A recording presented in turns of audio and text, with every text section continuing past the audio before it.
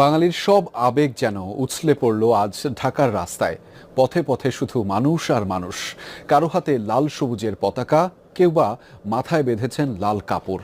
রক্তক্ষয়ী আন্দোলনে জয়ের উচ্ছ্বাস তাদের চোখে মুখে। যেন পরাধীনতার শিকল ভাঙার আনন্দ আয়োজন।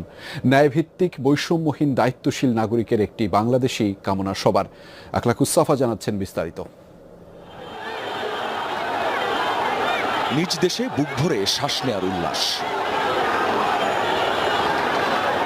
এই প্রজন্মের ৭১ দেখা হয়নি।